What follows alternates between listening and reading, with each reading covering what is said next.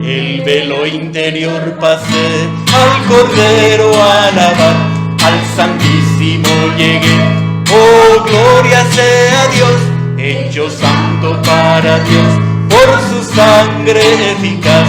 Mi morada es el Señor, al Cordero a alabar. Aleluya, aleluya, yo el velo crucé ya, siempre allí la gloria está. Aleluya, aleluya, hoy yo vivo en la presencia de mi Rey. Gracias, Señor, que tú quieres esto para nosotros. Tú quieres llevarnos a morar contigo, Señor, en tu presencia gloriosa. Que tú puedas ser nuestra morada y que nosotros también seamos tu morada, Señor. Sabemos que ese es el anhelo de tu corazón, Señor. Te pedimos en esta noche, Señor, que si hay algo en nuestros corazones que está estorbando esta morada plena tuya en nosotros, Señor. Que la sangre del Cordero nos limpie y nos haga, Señor, santos para ti, para que tú puedas hacer tu morada en nuestros corazones. Señor, te abrimos nuestros corazones a ti y te pedimos que tu palabra, Señor, ilumine nuestros ojos. Señor, que tu palabra nos traiga luz y revelación por medio de tu Espíritu Santo, Señor, para que comprendamos hoy cada vez más el propósito al cual tú nos has llamado. El propósito por el cual tú enviaste a este mundo a tu Hijo para redimirnos de nuestros pecados. Señor, para hacer de nosotros tu morada eterna, Señor. Gracias te damos, Padre, por tu revelación preciosa. Ayúdanos a escuchar, ayúdanos a hablar en esta noche. Oh, queremos atesorar, queremos que esa palabra tuya sea depositada en nuestros corazones y que pueda gobernar nuestra vida, Señor. Te pedimos, Padre, en el nombre de Jesús. Amén, Señor. Amén. Amén, Señor. Amén. Tenés que trancar con... Amén, Señor.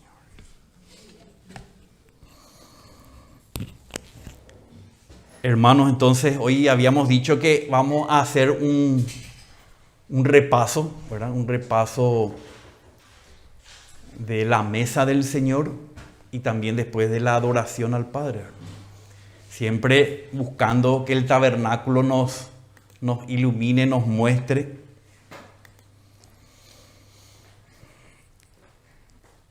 de una manera gráfica, de una manera que podamos entender cómo nosotros nos acercamos a Dios como iglesia, cómo nosotros en las reuniones de la iglesia podemos acercarnos a Dios corporativamente a través de Cristo, experimentando a Cristo hasta la presencia de nuestro Padre para experimentar su gloria, para que su gloria se impregne en nosotros y podamos salir de la reunión, ¿verdad?, con la cara brillando como Moisés para ser testigos del Señor, ¿verdad?, para ser la luz del mundo. Porque ¿cómo vamos a ser la luz del mundo si la luz de su gloria no se impregna en su iglesia? Entonces necesitamos entrar en el lugar santísimo, permanecer en el lugar santísimo, tener esa experiencia en Cristo de Dios y de la gloria de Dios. Entonces estamos en este proceso, ¿verdad?, en este caminar en Cristo a través del tabernáculo. Y como dijimos, hoy vamos a repasar cómo el tabernáculo nos muestra la mesa del Señor, o sea, el partimiento del pan, o como se le llama también en el Nuevo Testamento, la cena del Señor, ¿verdad?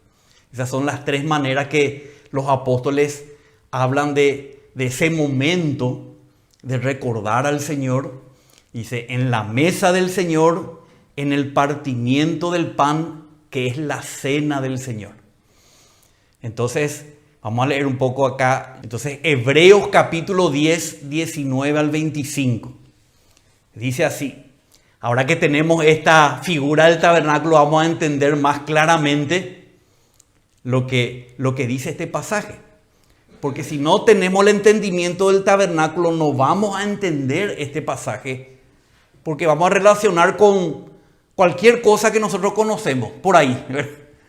Pero que no tiene nada que ver con lo que el escritor a los hebreos quiso escribir, ¿verdad? Entonces dice, entonces, hermanos, puesto que tenemos confianza para entrar al lugar santísimo. Eso es lo que el Señor quiere hacer, darnos la confianza, el denuedo, la seguridad. ¿Para qué? Para que entremos al lugar más santo del universo. Imagínense, ese es el propósito de Dios para su iglesia, que entremos en el lugar santísimo, ¿cómo dice? Por la sangre de Jesús. Primero tenemos que experimentar la sangre de Jesús para poder entrar al lugar santísimo. Por un camino nuevo y vivo, como dijo Jesús, yo soy el camino, la verdad y la vida.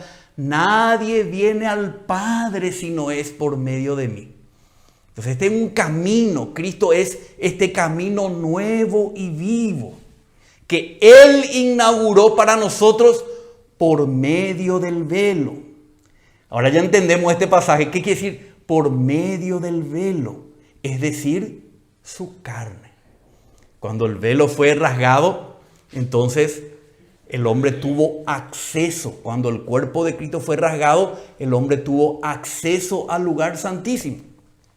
Luego dice, y puesto que tenemos un gran sacerdote sobre la casa de Dios. La casa de Dios es el templo de Dios, es la morada de Dios, es hoy la iglesia. Este gran sacerdote es la función que cumple Cristo hoy. ¿Qué hace el sacerdote? El sacerdote intercede entre los hombres y Dios. El sacerdote lleva a los hombres a Dios y trae a Dios a los hombres. Y Cristo es este gran sumo sacerdote, el que hace intercesión por nosotros. Esto, por ejemplo, podemos ver en la figura. ¿En qué parte del tabernáculo? El altar del incienso, ¿verdad? Que atraviesa el velo, va del lugar santo y nos introduce al lugar santísimo. Entonces vemos también esto. Luego dice, acerquémonos. ¿Cómo tenemos que acercarnos al lugar santísimo? Con corazón sincero,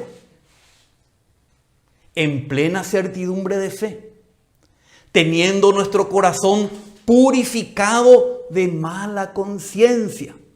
¿Dónde somos lavados de nuestra conciencia? El altar de los sacrificios, el altar de bronce. Ahí lavamos nuestra conciencia porque creemos, tenemos la fe, la confianza de que el sacrificio del Cordero lavó nuestros pecados, ¿verdad? No tenemos buena conciencia por nuestra propia obra, no, por la sangre. Y después dice, y nuestro cuerpo lavado con agua pura. ¿Dónde había agua pura? En el lavacro de bronce.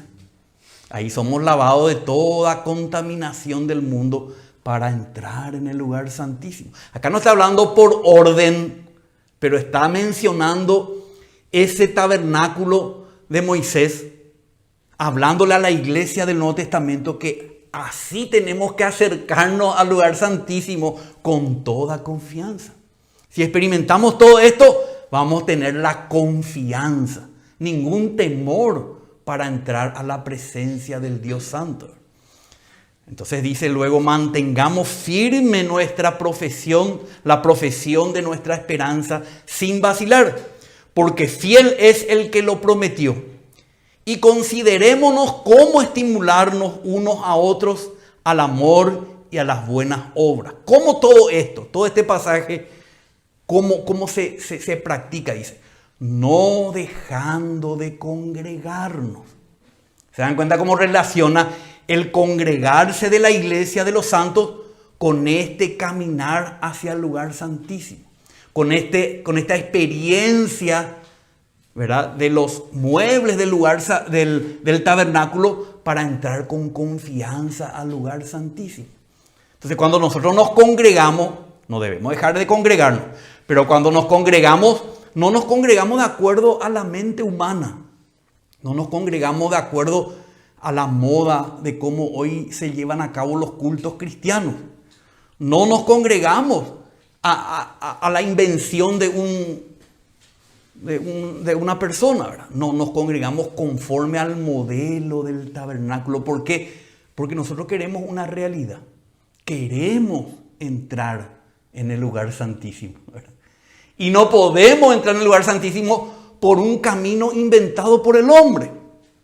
Solamente es por el camino que nos muestra el tabernáculo de reunión, donde Dios se encuentra con el hombre. Entonces no debemos dejar de congregarnos, pero ¿cómo? De esta manera.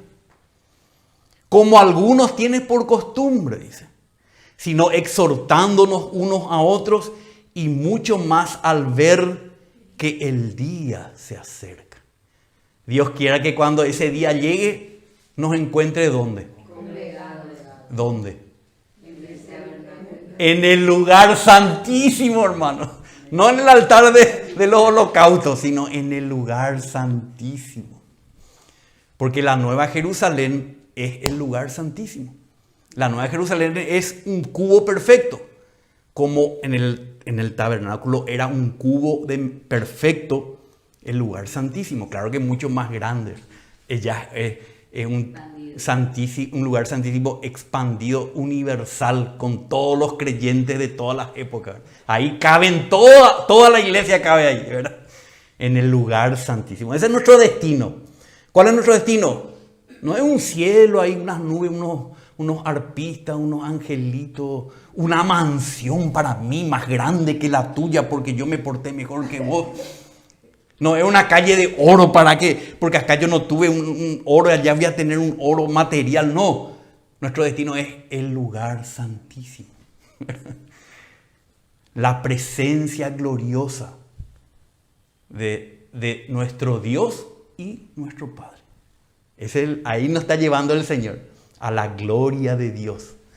Entonces, hermano, maravilloso es Hebreos 10, 19 al 25, porque esto fue escrito para los hebreos. Específicamente, ¿por qué? Porque ellos conocían estas cosas. Mientras escribía esto el escritor a los hebreos, algunos dicen que fue Pablo, otros Lucas, etc., no importa. Mientras escribía él, ahí nomás estaba todo esto, porque todavía no había sido derribado el templo en Jerusalén. Imagínense cómo él ya se daba cuenta que aquel no era el verdadero, sino que había otro santuario celestial, espiritual, que es el verdadero, no hecho con manos de hombre. Qué maravilloso cómo el Espíritu inspiró esta porción. Y claro, y de ese modelo, comparando con la obra de Cristo, con la persona de Cristo, iba aplicando para que podamos congregarnos en la realidad de ese tabernáculo, en el lugar santísimo. Amén, hermanos. Entonces, acá estamos. Esta figura siempre nos ayuda a mirar lo que estamos tratando de compartir. La mesa del Señor, el partimiento del pan, en el modelo del tabernáculo. Y hay tres elementos especialmente, ¿verdad? El altar del incienso, que estaba detrás del velo, pero como vamos a leer en el Nuevo Testamento, está delante del velo. Entonces, hermanos, acá hay tres elementos, tres muebles o tres cosas, ¿verdad? En el tabernáculo es el altar del incienso, el velo rasgado. Justamente acá rasgaron en la figura para que se vea el fondo nomás, pero vamos a aprovechar como decir que el velo ya es rasgado, ¿verdad? El velo rasgado y el arca del testimonio con el propiciatorio encima donde se derramaba la sangre, y luego ya los querubines de gloria donde estaba la gloria de Dios simbolizada por esta nube, esta nube luminosa, ¿verdad? Entonces, esos tres elementos lo que vamos a estar mirando de vuelta. Dice, el altar del incienso. Pusimos acá un título. Constituidos de Cristo para, en Él, entrar al lugar santísimo a través del velo. Porque dice constituidos de Cristo. Porque todo lo que anteriormente experimentamos en el tabernáculo es para eso. Primero para desconstituirnos de nosotros, de nuestro ser pecaminoso, nuestros pensamientos, nuestra contaminación mundana, y luego a través del pan de vida alimentarnos de Cristo, ser iluminados por Cristo y ahí ya constituidos de Cristo. O sea, siendo Cristo nuestra realidad interior, en Él es como que nos subimos en Él y por medio del incienso entramos en el lugar santísimo.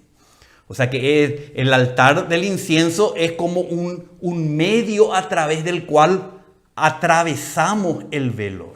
Esa es la función de Cristo como nuestro intercesor. Como dice en Hebreos 9, ahora bien, en el primer pacto tenía ordenanzas de culto y un santuario terrenal, porque había un tabernáculo preparado en la parte anterior, es el lugar santo, en el cual estaban el candelero, la mesa y los panes consagrados. Y se llamaba el lugar santo. Y detrás del segundo velo había un tabernáculo llamado el lugar santísimo, el cual tenía el altar de oro del incienso. Es lo que estamos hablando. Entonces, en el lugar santísimo, según Hebreos en el Nuevo Testamento, ya no está antes del velo, sino detrás ya del velo. ¿Dónde? En el lugar santísimo. Entonces, esa es la función del altar del incienso, pasarnos del lugar santo al lugar santísimo. Introducirnos en la presencia misma de Dios. Y también el arca del pacto cubierta todo de oro, en la cual había una urna de oro que contenía el maná y la vara de Aarón que retoñó y las tablas del pacto. Eso estaba dentro del arca del pacto. Y sobre ella estaban los querubines de gloria que daban sombra sobre el propiciatorio. Pero de estas cosas no se pueden hablar ahora en detalle.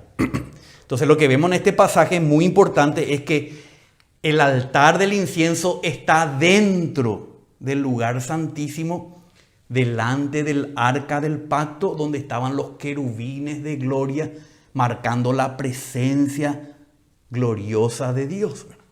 Entonces, vemos que esta es la función de Cristo. En Hebreos 7 también dice, por eso Jesús ha venido a ser fiador de un mejor pacto. Los sacerdotes anteriores eran más numerosos, porque la muerte les impedía continuar. Pero Él, Cristo, conserva su sacerdocio inmutable, puesto que permanece para siempre. Por lo cual Él también es poderoso para salvar para siempre. Otras versiones dice salvar completamente a los que por medio de Él se acercan a Dios. ¿Para qué este sacerdocio inmutable? Para que nosotros por medio de Él nos podamos acercar a Dios, puesto que Él vive perpetuamente para interceder por ellos. Esa es la función de Cristo como el sumo sacerdote que quema el incienso continuamente para que podamos entrar al lugar santísimo. Y entramos como atravesando el velo. Entonces acá vemos el velo partido. Y a través del velo es lo que en el tabernáculo representa el partimiento del pan, que es el cuerpo de Cristo. Entonces, con agradecimiento, ¿qué hacemos nosotros en el partimiento del pan? Con agradecimiento celebramos el partimiento del pan, que es nuestra comunión en el cuerpo de Cristo. Entonces, el hecho de que nosotros partamos el pan y comamos de ese pan es una comunión en el cuerpo de Cristo que fue colgado en la cruz y partido por nosotros. Fue entregado en la cruz por nosotros. Ahora, esa comunión en el cuerpo de Cristo tiene dos aspectos. Esto es importante porque cuando estamos delante de la mesa del Señor, nosotros acá con esto vamos a entender. Y antes de ir a la mesa del Señor vamos a prepararnos para hablar de nuestra comunión en el cuerpo de Cristo. Nuestra participación común, quiere decir comunión, nuestra participación común en el cuerpo de Cristo. Entonces tiene dos aspectos. Vamos a leer acá Mateo 26, 26 dice: mientras comían, Jesús tomó pan y habiéndolo bendecido, lo partió. Así como ese velo que fue rasgado, que ya hablamos la vez pasada. Y dándoselo a los discípulos dijo: tomad, comed, esto es mi cuerpo. Y dice Lucas, añade Lucas 22, 19, haced esto en memoria de mí. Este pan que partimos, por el cual damos gracias, representa el cuerpo de Cristo. Estamos haciendo memoria de un evento histórico que sucedió, porque nuestra fe cristiana no se basa en filosofías, se basa en el Cristo histórico que murió en la cruz en tal año bajo el poder de Poncio Pilato ante tales personas. ¿Entienden? O sea, nosotros podemos hacer memoria de algo que aconteció. Cuando partimos el pan, estamos retrotrayéndonos hacia el pasado y fundamentando nuestra fe y nuestra experiencia en algo que aconteció. Un cuerpo que fue crucificado y fue partido por nosotros. Entonces el Señor nos pide que hagamos memoria. Cuando estamos partiendo el pan, por un lado estamos haciendo memoria de lo acontecido. Pero no solamente de lo que pasó, de la crucifixión. Dice, memoria de mí. Qué maravilloso. No es suficiente hacer memoria del sacrificio, de la crucifixión, sino hacer memoria de Él mismo. Ahí cuando estamos reunidos en la mesa del Señor, hacemos memoria de su obra y de su persona que fue entregada por nosotros, su cuerpo en la cruz. Entonces, por eso dice en 1 Corintios 10, 16, dice, el pan que partimos, dijo el apóstol Pablo, ¿no es la comunión en el cuerpo de Cristo? O sea que hay una identificación con Cristo, la experiencia de una unión con Cristo. Cuando partimos el pan, experimentamos esa común unión con Cristo, ¿verdad? Puesto que el pan es uno, nosotros que somos muchos, somos un cuerpo, pues todos participamos de aquel mismo pan. Entonces acá hay dos aspectos de nuestra comunión con el cuerpo de Cristo. Uno es tenemos comunión con el cuerpo del Señor Jesús. Y dos, como vamos a ver más adelante, tenemos comunión en el cuerpo místico de Cristo, que es la iglesia. Este pan que partimos tiene un doble significado. Es el cuerpo de Cristo que fue entregado por nosotros en la cruz, y después vemos que es el cuerpo de Cristo, que es la iglesia. Nuestra comunión es con Cristo y con la iglesia. Todo esto podemos hablar en las reuniones de la iglesia agradeciendo y alabando al Señor, ya sea con versículos bíblicos, ya sea con algún himno, con una palabra, con una oración. Entonces, por eso es bueno entender estas cosas. ¿En qué sentido tenemos comunión en el cuerpo de Jesucristo? Jesús dijo en Juan capítulo 6, 51 en adelante, yo soy el pan vivo que descendió del cielo. Si alguno come de este pan, por eso el Señor dijo en la institución de la mesa, partió y dijo, comed todos de él. Es como recibir el cuerpo de Cristo. Pero como vamos a ver más adelante, no es algo físico, sino que es recibir el logro, el significado, el sacrificio de Cristo en cada uno de nosotros, ¿verdad? Es tener comunión con el cuerpo de Cristo. Dice, yo soy el pan vivo que descendió del cielo. Si alguno come de este pan, de mí, vivirá para siempre. Y el pan que yo también daré por la vida del mundo es mi carne. Los judíos entonces contendían entre sí diciendo: ¿cómo puede éste darnos a comer su carne?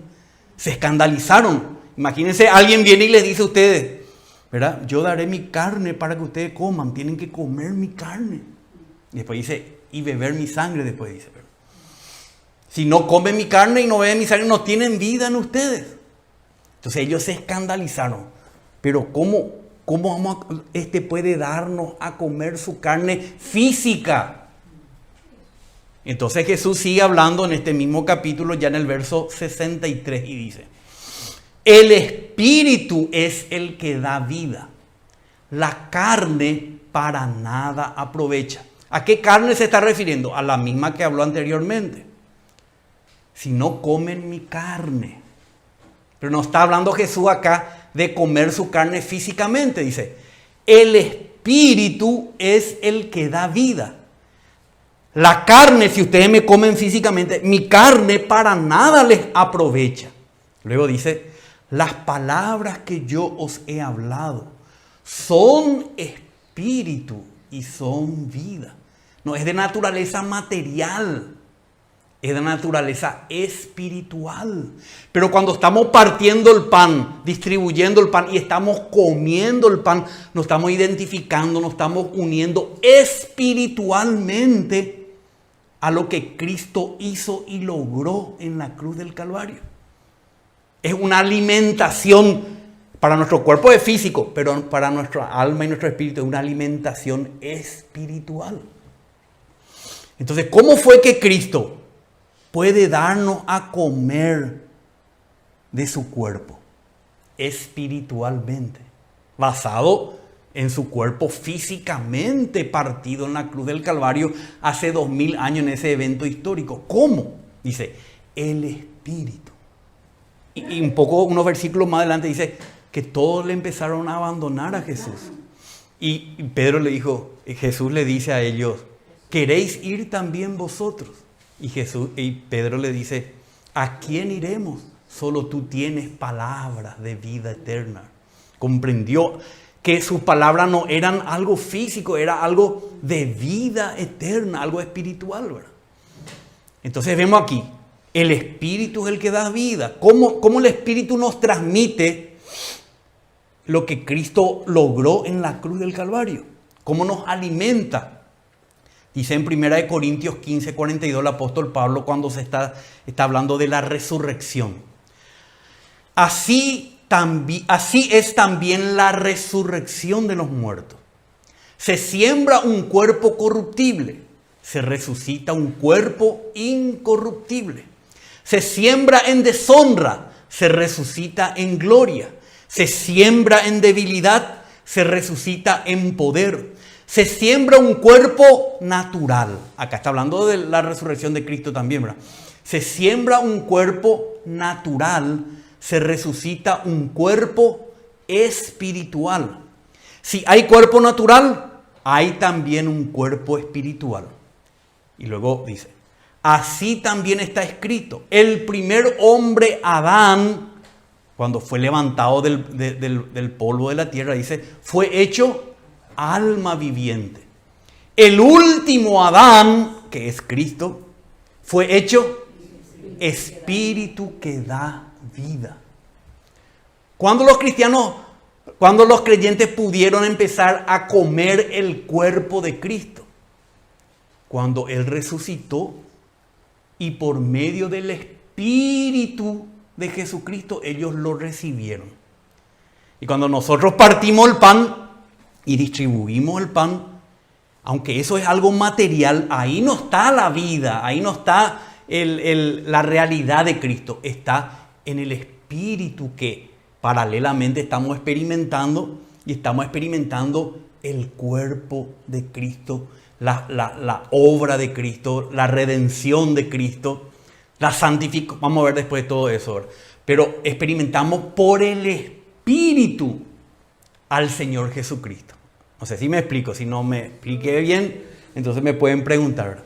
Porque no es que al comer el pan ahí está Cristo físicamente. La carne para nada aprovecha.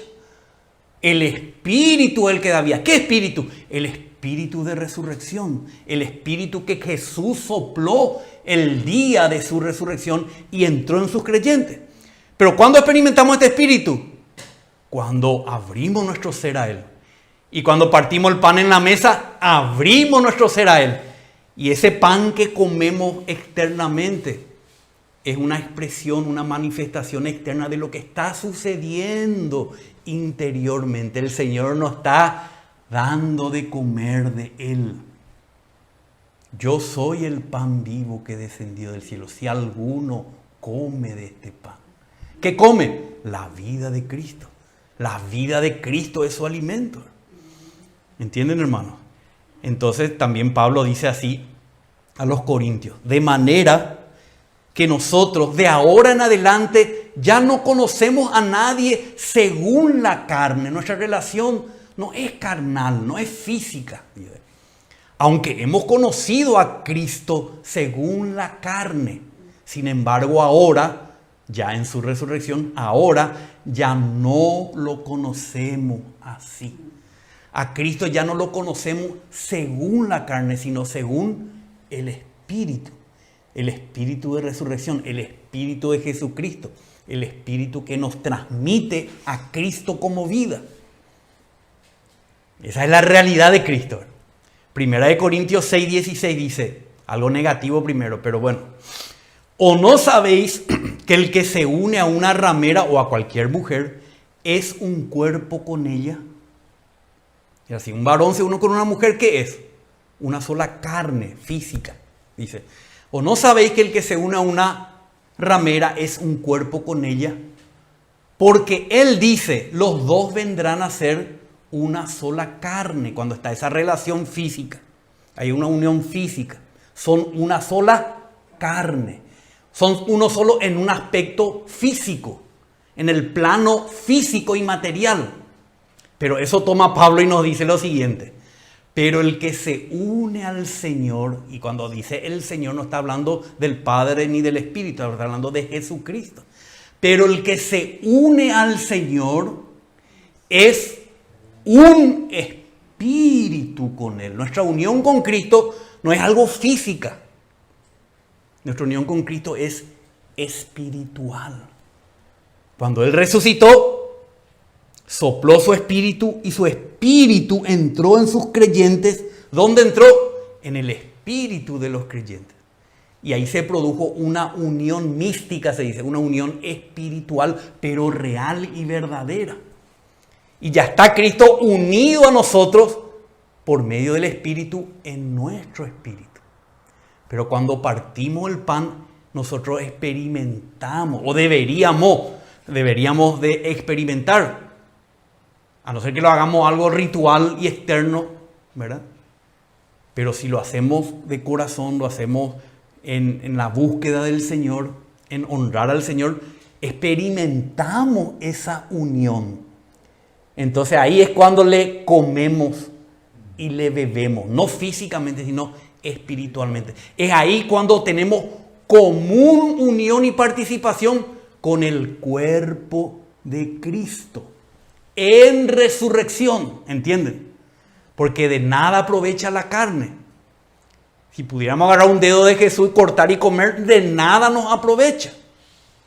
Pero si le comemos por medio del Espíritu que da vida, nos transmite su vida y todo lo que en su vida hay, ¿verdad? Entonces no es poca cosa el partimiento del pan. Nos introduce a experimentar nuestra unión mística con Cristo. No nuestra unión física, sino espiritual con Cristo. Con Cristo mismo.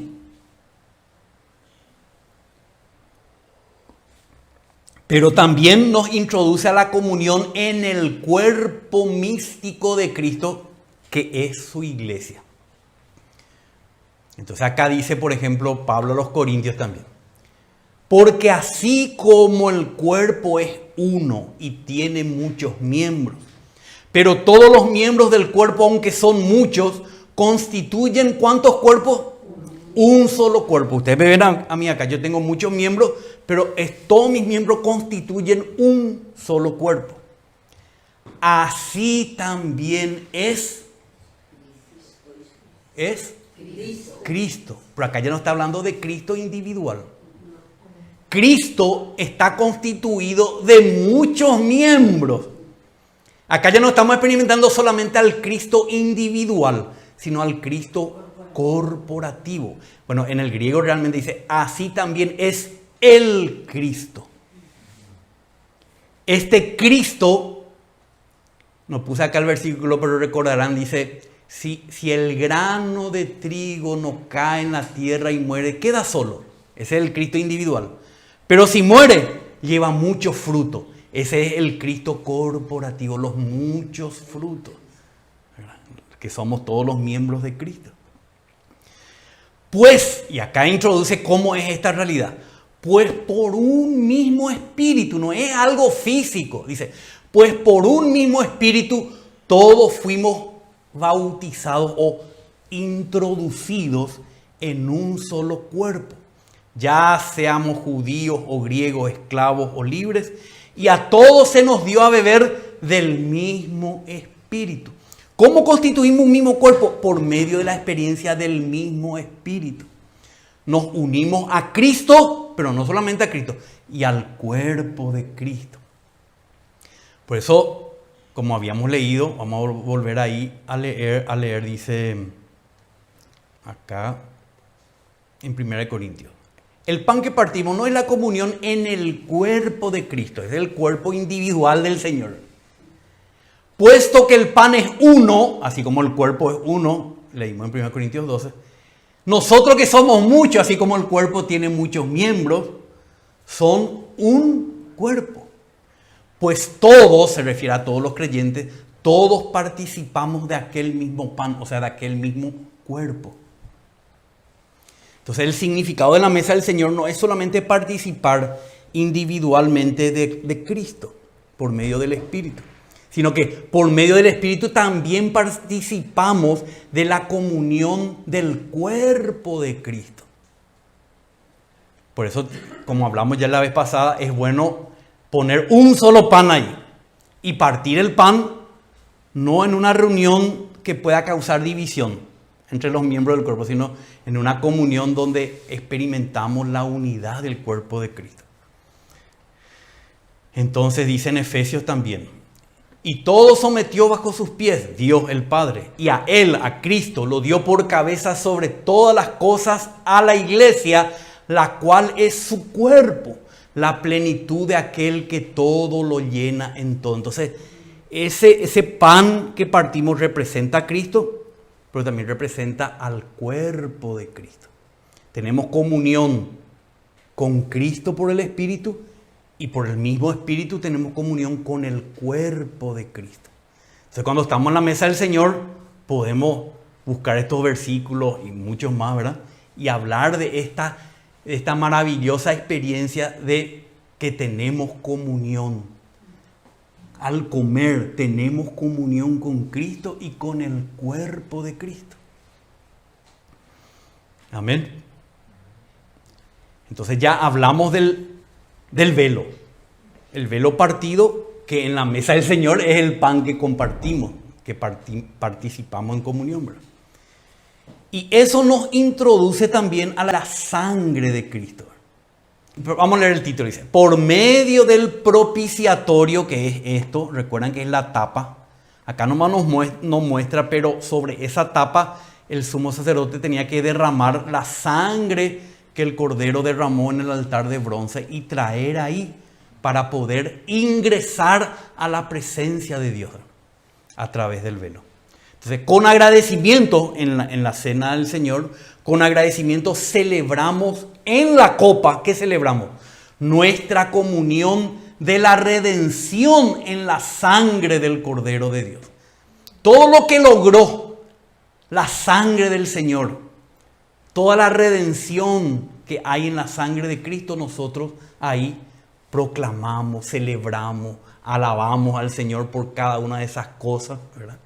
Compartimos, hacemos memoria, todo lo que tiene que ver con la sangre representada en el vino que está en la copa. Entonces, acá en el propiciatorio, Es como que acá está el pan y acá está el vino, ¿verdad? Acá está el cuerpo de Cristo, acá está la sangre de Cristo. Y eso nos habilita a aguantar esta luz de la gloria de Dios. Si no, no aguantaríamos la presencia de la gloria santa de Dios. Entonces en Mateo dice también, y tomando una copa y habiendo dado gracias, tenemos que dar gracias al tomar la copa, no es, Señor, perdóname, no. Celebramos y damos gracias por la copa. Dice, habiendo dado gracias, se la dio diciendo, bebed todos de ella, porque esto es mi sangre del nuevo pacto que es derramada por muchos para el perdón de los pecados. Entonces, el significado de la sangre es la redención que hay en Cristo, que incluye más que el perdón, como vamos a ver según la enseñanza de los apóstoles. Y luego dice, y os digo que desde ahora no beberé más de este fruto de la vid hasta aquel día. Así como decía en el otro pasaje, hacer memoria de mí es mirando hacia el evento del pasado. Y cuando bebemos la copa es mirando hacia aquel día, cuando lo beba nuevo con vosotros en el reino de mi Padre. Anticipa la venida del Señor. Anticipa el reino de su Padre, en el cual todos los creyentes vamos a participar por la sangre del Cordero. Pero también vemos acá incorporado la resurrección de Cristo, porque el Señor no diría esto si Él simplemente moría en la cruz. ¿Verdad? Para que Él pueda venir, para que Él pueda participar de vuelta de este fruto de la vid, tuvo que haber resucitado entre los muertos. Entonces, la mesa del Señor nos habla del pasado, su sacrificio en el tiempo, su resurrección, su comunión actual con nosotros, alimentándonos, ¿verdad?, de Él mismo, y el futuro en su venida en el reino de su Padre. O sea, es completa la comunión de la mesa del Señor, apunta hacia todas estas direcciones, ¿verdad? Entonces, dice en 1 Corintios 11:26 el apóstol Pablo, porque todas las veces que comáis de este pan y bebáis de esta copa, la muerte del Señor proclamáis hasta que Él venga. Lo hacemos cada vez, pero esto tiene una proyección, es hasta que Él venga. Amén. Y leemos en Romanos, siendo justificados gratuitamente por su gracia, por medio de la redención que es en Cristo Jesús, a quien Dios exhibió públicamente como propiciatorio por medio de la fe en su sangre. Entonces, este propiciatorio que vimos ahí en la figura del tabernáculo representa ese lugar, su cuerpo era un propiciatorio, su sangre derramada sobre su cuerpo, ¿verdad? Hizo propiciación por nuestros pecados en la cruz del Calvario. Y eso es lo que agradecemos y celebramos al participar de la copa. La redención que hizo propiciación por nuestros pecados. O sea, la sangre de Cristo apaciguó la ira de Dios. Quitó de nosotros la ira de Dios. Calmó la justa ira de Dios, porque Él recibió la ira de Dios por nosotros. Hizo propiciación por nuestros pecados y logró muchas cosas, ¿verdad? ¿Qué logró esta propiciación? La redención. Yo le voy a poner 10 puntos aquí para que ustedes tengan también la comprensión primero y después la oportunidad de compartir en las reuniones de la iglesia cuando partimos el pan y cuando bebemos de la copa. Cuando hablamos de la sangre de Cristo, hablamos de lo que logró la sangre de Cristo. Y si ustedes también repasan esto y tienen en su Biblia de alguna forma, ¿verdad?, entonces pueden compartir en las reuniones de la iglesia. Para que no estemos callados ahí, no honramos la muerte del Señor, ¿verdad? Entonces, uno dice, Jesús nos redimió de la maldición de la ley. Cuando compartimos la copa, podemos hablar de la redención de la maldición de la ley. Dice Gálatas 3:13. Cristo nos redimió de la maldición de la ley, hecho por nosotros maldición, porque está escrito: maldito el que es colgado de un madero. ¿Qué pasó en el madero de la cruz? Donde Él entregó su cuerpo y derramó su sangre. Nos redimió de la maldición de la ley. ¿De qué tenemos que agradecer al Señor en la mesa del Señor? Gracias, Señor, porque nos redimiste de la maldición de la ley. La ley hablaba mal de nosotros. La ley nos dejaba en condenación. Pero tú viniste a colgar en la cruz para pagar nuestros delitos. Y hoy ya no tenemos la maldición de la ley. Él nos redimió de la maldición de la ley. 2. Jesucristo obtuvo el perdón de nuestros pecados.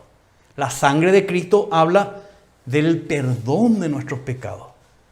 Por eso ya leímos y volvemos a leer. Dice: tomando la copa y habiendo dado gracias, les dio, diciendo: beban de ella todos, porque esto es mi sangre del nuevo pacto, que por muchos es derramada para la remisión de los pecados. Quitó, borró nuestros pecados.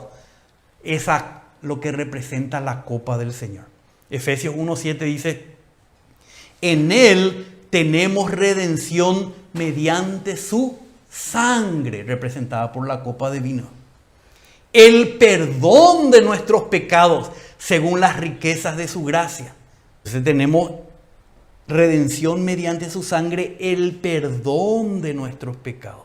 Podemos hablar en la mesa del Señor del perdón que su sangre obtuvo por nosotros, ¿verdad?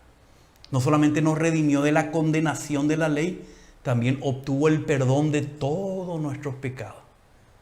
No hay ningún pecado que pueda traer culpa a nuestro corazón si nosotros, ¿verdad?, reconocemos la redención de nuestros pecados en su sangre. 3 dice: Jesucristo nos justificó ante la justicia divina. Todos estos son términos que usaron los apóstoles para describir la multifacética obra de Cristo en la cruz, ¿verdad? Nos justificó. Dice Hechos 13:38.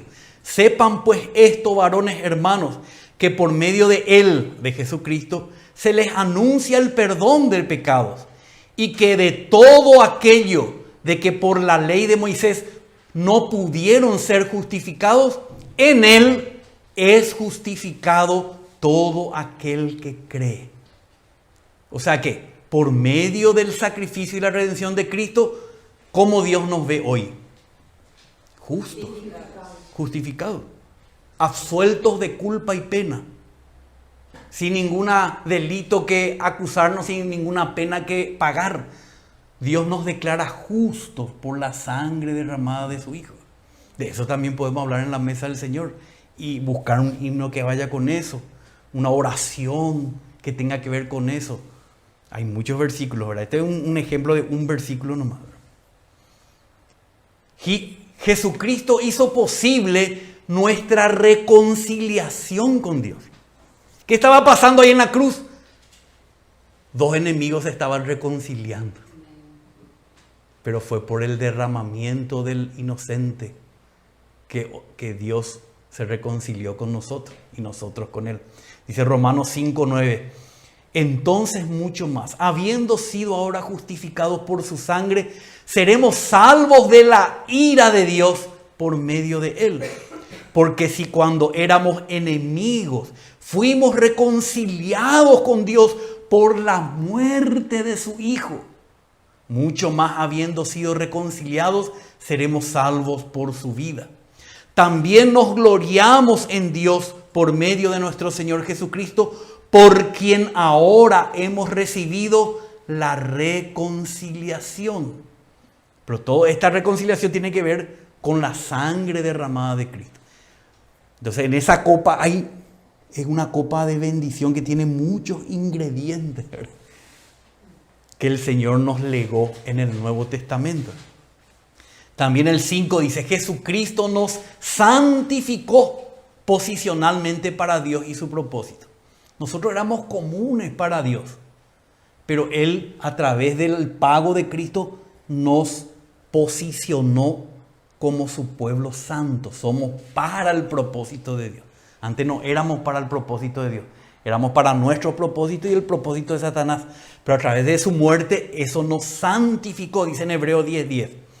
Por esta voluntad, o sea, la de Dios, hemos sido santificados mediante la ofrenda del cuerpo de Jesucristo una vez y para siempre. Ya hemos sido santificados posicionalmente.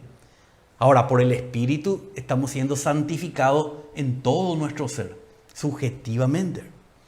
Pero ya en la muerte podemos cantar en la mesa del Señor: gracias, Señor, porque somos tus santos. Hemos sido santificados por la ofrenda de tu cuerpo de una vez y para siempre. Ya no podemos dejar de ser santos. Ya somos santos para siempre. Amén. No importa lo que hagamos, en Cristo ya somos santos posicionalmente. Amén. Pero todavía nuestra mente, nuestras emociones deben ser santificadas por el Espíritu. Pero la sangre ya nos posicionó en santidad delante de Dios. 6. Jesucristo por la redención logró nuestra adopción legal como hijos de Dios para que seamos herederos de la vida divina. Gálatas 4:4 dice: pero cuando vino la plenitud del tiempo, Dios envió a su Hijo, nacido de mujer, nacido bajo la ley, a fin de que redimiera. ¿Cómo redimió? Pagando el precio de su sangre. A fin de que redimiera a los que estaban bajo la ley. ¿Para qué? Para que recibiéramos la adopción de hijos. Él pagó nuestro documento de adopción. Ya somos hijos de Dios por adopción, legalmente. Y estamos experimentando la vida del Señor para ser sus hijos también en todo nuestro ser. O sea, para que la vida de Cristo se extienda en todo nuestro ser. Pero ya somos, cuando nosotros aceptamos la sangre de Cristo, ya somos los hijos de Dios. Fuimos adoptados por la redención que es en Cristo Jesús. Mauricio, ¿por qué algunos dicen todos somos hijos de Dios? No todos somos. Bueno, estamos hablando de diferentes aspectos. Por ejemplo, en Lucas dice que Adán era hijo de Dios, que los ángeles también son hijos de Dios. Se les llama también así.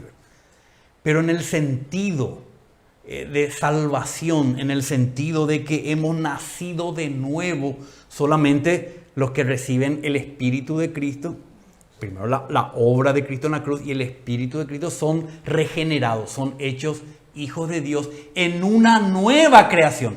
En una nueva creación son hijos de Dios solamente los creyentes de Jesucristo.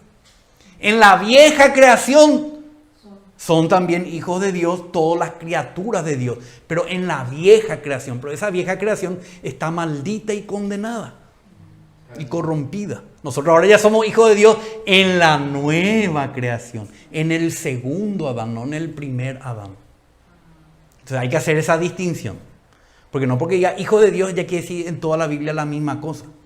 No podemos negar que en la Escritura dice que Adán era hijo de Dios, que los ángeles son hijos de Dios por creación. Pero ya esa creación está corrompida con el veneno de la serpiente. Os es necesario nacer de nuevo. Y en esa nueva creación somos los hijos de Dios, regenerados. Amén. También Jesucristo en la cruz dice que aniquiló, justamente acá, aniquiló al viejo hombre, a la vieja creación, anulando así el poder maligno del diablo. Porque, para hacernos una figura, dice que Dios le dijo a la serpiente, porque engañó a Adán y Eva, dice: ahora comerás polvo todos los días de tu vida.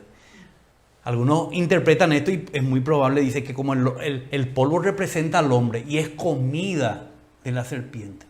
La serpiente tiene poder sobre el hombre caído.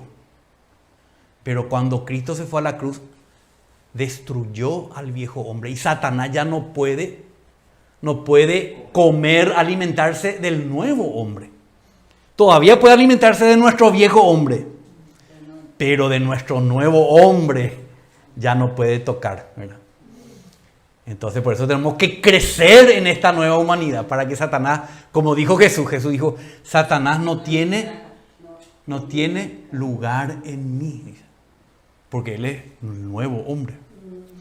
Pero entonces Cristo en la cruz no solamente nos logró el perdón, nuestra reconciliación con Dios, nuestra adopción, nuestra santificación, el que logró también destruir la vieja humanidad y sacarle el poder al diablo, ¿verdad? Dice Romanos 6:6. Sabemos esto, que nuestro viejo hombre fue crucificado con Cristo. Vamos a hacer memoria de él en la mesa del Señor. Nuestro viejo hombre fue crucificado con Cristo para que nuestro cuerpo de pecado fuera destruido, a fin de que ya no seamos esclavos del pecado. Porque el que ha muerto ha sido libertado del pecado, sabiendo que Cristo, habiendo resucitado de entre los muertos, no volverá a morir. La muerte ya no tiene dominio sobre él, porque en cuanto a que él murió al pecado, quiere decir a la vieja naturaleza, de una vez para siempre. Pero en cuanto él vive para Dios. Nosotros hoy podemos vivir para Dios experimentando esta aniquilación del viejo hombre, pero no es algo físico, siempre es por el Espíritu. Por el Espíritu nosotros experimentamos lo que Cristo logró en la cruz históricamente. El 8. Jesucristo puso fin a la ley ceremonial del antiguo pacto. También podemos alegrarnos que ya no estamos en la ley ceremonial del antiguo pacto, porque todas esas leyes ceremoniales eran una sombra de Cristo.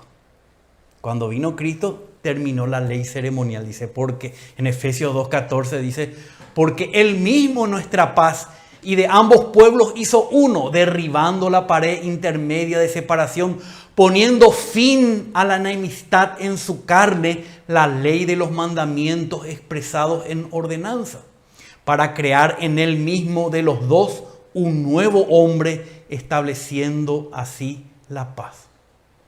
De esto también podemos hablar en la reunión de la mesa del Señor. En agradecimiento, en alabanza. Hay himnos, hay muchos himnos que nos llevan a estas cosas, a expresar esto. También dice que Jesucristo es el mediador de un nuevo pacto.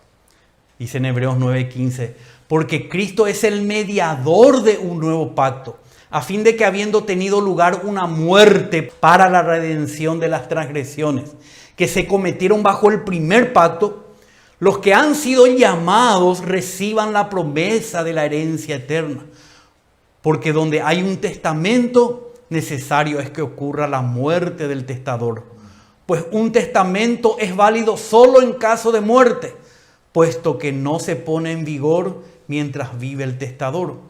Por tanto, ni aún el primer pacto se inauguró sin sangre. Esa copa que bebemos representa esa sangre por medio de la cual se instauró, se puso en vigencia un nuevo pacto, con un nuevo testamento y con una herencia eterna.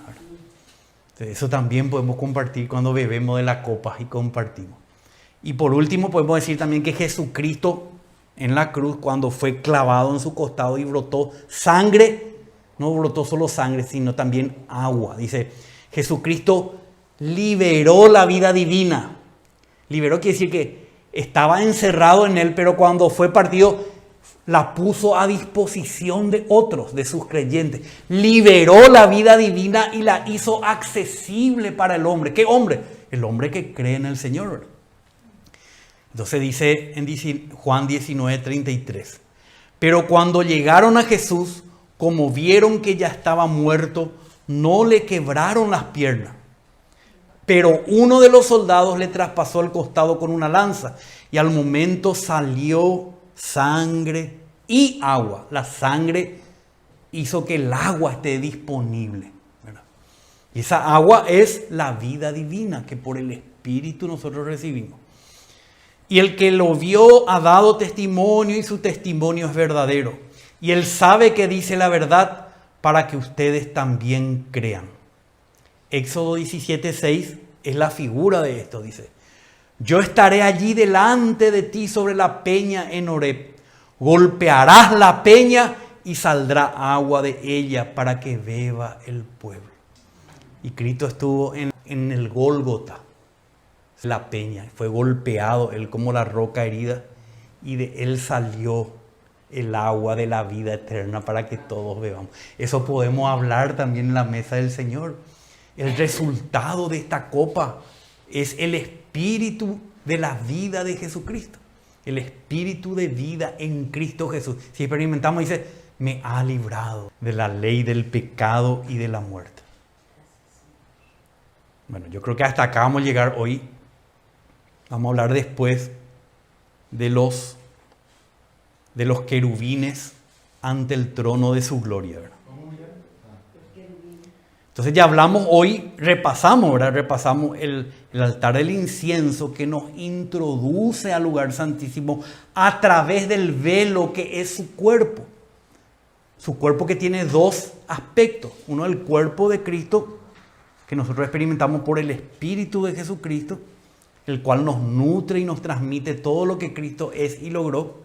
Y otro es el cuerpo místico de Cristo corporativamente, la iglesia del cual también participamos. Luego hablamos de la sangre sobre el propiciatorio que logró tantas cosas. Hoy hablamos de 10. Y esto alguna vez vamos a estudiar, pero vamos a estudiar con detalle estos 10 puntos. Pero eso cuando hablemos de la evangelización, para enseñarle a los nuevos creyentes estos 10 puntos que logró la muerte de Cristo. 10 cosas que logró la muerte de Cristo, pero vamos a entrar en detalle con muchos más versículos. Pero yo quería poner esto acá en síntesis, para que tengamos de qué hablar, hermanos, ¿verdad? En la mesa del Señor. Esto es la mesa del Señor, ¿verdad? La celebración en agradecimiento por el cuerpo y la sangre del Señor. Rememorando ese hecho histórico en el Gólgota, en el Calvario, participando hoy y proyectándonos a la venida del Señor, su muerte y su resurrección incluida. Amén, hermanos. Amén. Señor, te damos gracias una vez más por tu preciosa palabra. Oh Señor, queremos hacer memoria de ti, Señor. Qué maravilloso que podemos hacer memoria de ti, pero no en una forma meramente histórica, porque tú vives en nosotros, Señor. O porque tu cuerpo nos alimenta. Cada vez que te abrimos nuestros corazones, podemos comer de ti y podemos beber de ti por medio de tu Espíritu Santo, Señor. Por medio del Espíritu de Jesucristo. Gracias, Señor, que hoy podemos disfrutar de todo lo que ha logrado esta sangre derramada. Gracias que podemos beber de esta copa continuamente, Señor. Y podemos sobre esa base vivir una vida que te agrada a ti. Una vida que tiene tu realidad y que nos introduce a la comunión con nuestro Dios y con nuestro Padre. Señor, llévanos a vivir esta realidad en la vida de iglesia, en las reuniones y fuera de ella también, Señor. Te pedimos, Padre, que hagas esto por nosotros, Señor. En el nombre de Jesús. Amén, Señor. Amén. Amén, hermano.